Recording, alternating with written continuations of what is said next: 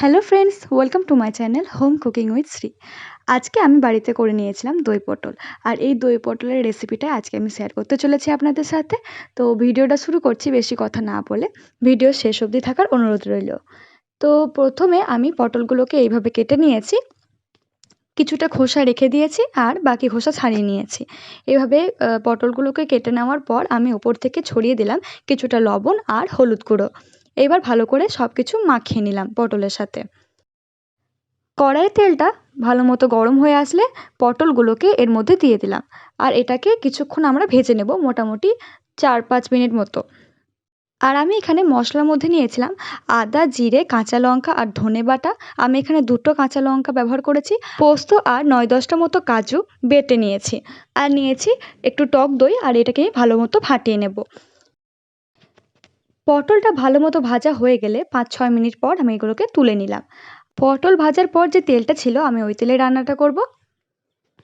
তেলের মধ্যে দিয়ে দিলাম আমি একটা ছোট দারচিনি, 2টো লবঙ্গ, 2টো এলাচ আর একটা শুকনো লঙ্কা। এটাকে এখন 30 সেকেন্ডের জন্য নাড়াচাড়া করে নেব। নাড়াচাড়া করে নেওয়ার পর দিয়ে দিলাম আদা, জিরে আর ধনে বাটাটা।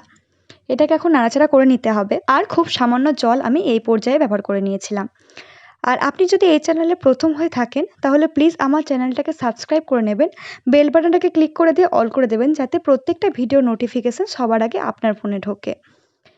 এই পর্যায়ে আমি গুঁড়ো মশলার মধ্যে দিয়েছিলাম লঙ্কা গুঁড়ো, কাশ্মীরি লঙ্কা গুঁড়ো। কাশ্মীরি লঙ্কার গুঁড়োর পরিমাণটা বেশি রাখবেন, তাহলে রঙটা আরও ভালো আসবে। নিয়েছি হলুদ গুঁড়ো আর সবশেষে গোলমরিচ গুঁড়ো, যেটা আমি পরে দিয়েছি। এইবার আমি সব কিছু ভালো করে মিশিয়ে নিলাম। মিশিয়ে নেওয়ার পর আমি দিয়ে দিয়েছি পরিমাণ মতো লবণ আর সামান্য একটু চিনি।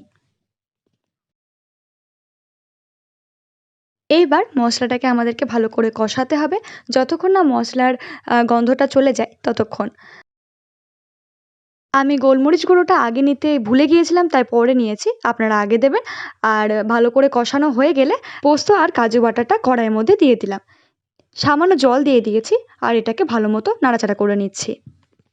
গ্যাসটাকে মিডিয়ামে রেখে ততক্ষণ অবধি নাড়াচাড়া করেছি যতক্ষণ না এইভাবে তেলটা বেরিয়ে আসে।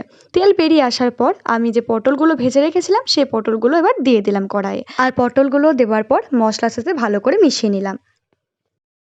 পটলগুলো ভালো মতো মশলার সাথে মিশে গেলে আমি যে দইটা ফাটিয়ে রেখেছিলাম সেই দইটাকে দিয়ে দিলাম আর নিয়ে নিয়েছি সামান্য পরিমাণ মতো জল। এই পর্যায়ে গ্যাসটাকে একেবারে লোয়ে রাখবেন, না হলে কিন্তু জিনিসটা পুড়ে যেতে পারে।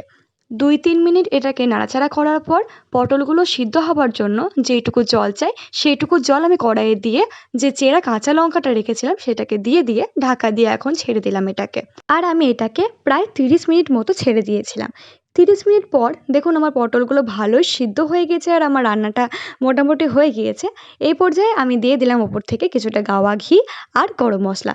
এবার একটু নাড়াচাড়া করে নিয়ে গ্যাসটাকে বন্ধ করে দিলেই আমাদের দই পটল একদম রেডি। দই পটলটা খেতে কিন্তু অসাধারণ হয়েছিল, অবশ্যই একবার বাড়িতে তৈরি করে নেবেন।